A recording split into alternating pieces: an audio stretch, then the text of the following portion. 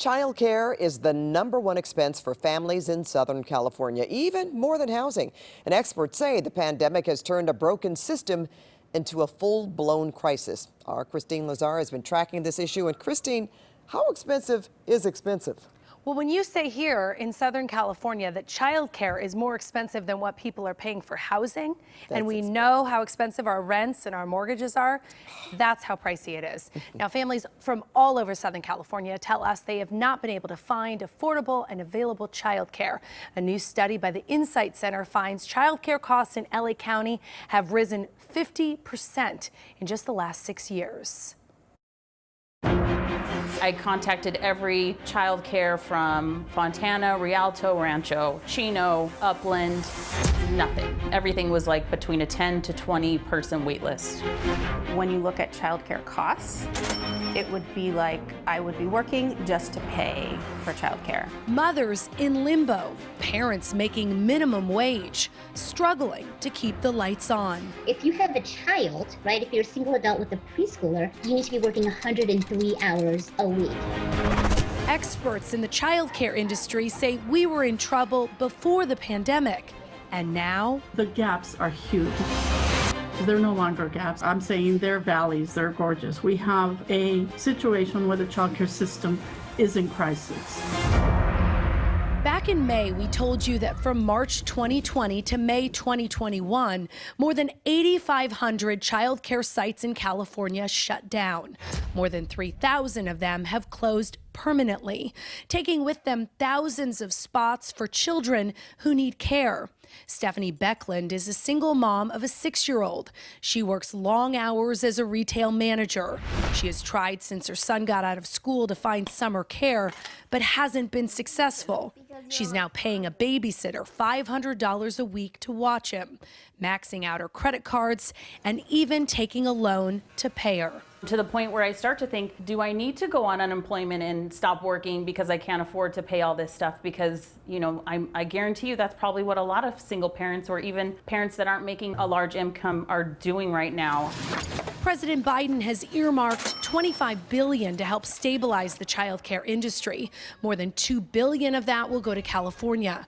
Christina Alvarado is the executive director of the Child Care Alliance of Los Angeles. It's a partnership of all the resource and referral agencies in the county. What needs to be done with that money to make this a better situation and less of a crisis for both the care centers and the families who need that care? I think that the whole voucher system needs to be looked at and increased. Currently, child care providers that get money from the state are receiving vouchers at the 2016 market rate. And the median wage for child care workers in California is just $13.43 an hour. So when you think about the minimum wage and trying to raise it to $15, providers are way behind. So what we see is that the child care providers are living in poverty themselves, causing many to find jobs outside the industry. A lot of staff have chosen not to come back. We already had a teacher shortage prior to the pandemic, and now we have even more of a teacher shortage. That's going to keep us from open classrooms. Researchers at the Insight Center, a national economic justice center based out of Oakland, say there's not enough investment in child care at the state and federal level.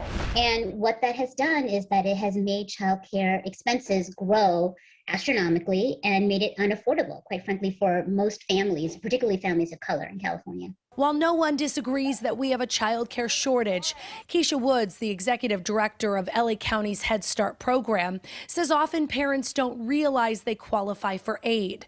LA County serves about 10,000 children in Head Start, and it's only about 80% enrolled right now. We are moving towards full operation of our centers, and we have centers and slots available in every board of supervisors area. Woods says while their program is income-based, it also serves homeless families, which includes families in transition, like those who have temporarily moved in with relatives. So before you say you're not eligible, call us. Stephanie did reach out to referral groups in her county, but still came up empty-handed. I make too much, but it's kind of hard to say I make too much when I'm literally living paycheck to paycheck. Oh my God. Now, the state is considering raising the value of child care vouchers to help keep these centers open and help providers pay competitive wages. But many experts say it's still not enough. Well, Christine, if money is not enough, what is? Well, there's a couple different things that experts say we could do. What we really need, besides money, is support for working families, flexible schedules, the ability to work from home, and on-site childcare. All of the experts I've talked to say we need to treat childcare as essential to reopening our economy, because if parents, working mothers, working fathers can't get back to work, how can our economy fully reopen? That is so true. All right, Christine, thank you. And if you're looking for childcare, we do have a list of resources on our website for LA and surrounding counties. All right, thank you, Christine. Good work. Very serious problem. And if you have a problem and you need help, just email 2OnYourSide@cbs.com. Tell us about it or tweet us using the hashtag 2OnYourSide.